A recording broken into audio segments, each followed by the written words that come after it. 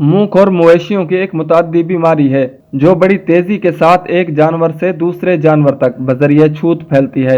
इस मर्ज में गाय, भैंस, बकरी, भेड़ मुब्तला होते हैं।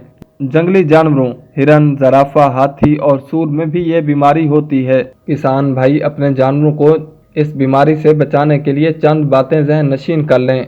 बीमार जानवरों की जो खुराक बच जाए उसे ज़ाय कर दिया जाए या जलाकर ज़मीन में दबा दें। अगर जानवर बहुत ज़्यादा हों तो बीमार जानवरों के अटेंडेंट भी अलहदा कर दिए जाएं और उन्हें तंदुरुस्त जानवरों के बाड़े में ना आने दिया जाए। अगर किसी कटड़े बछड़े की मां मुंह खुर से मुतासिर है तो फौरी तौर पर उसे मां से अलहदा कर दिया जाए और उसे फीडर के जरिए दूध पिलाएं।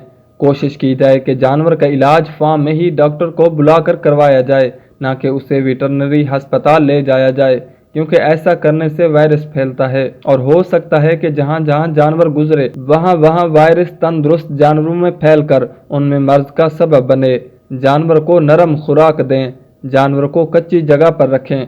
जानवर के पाँव के जख्मों पर मक्खी मार अशिया जैसा कि जैतून का तेल, संदूर और नीला थोथा 2 से 5% लगाएं ताकि जख्म खराब न हो।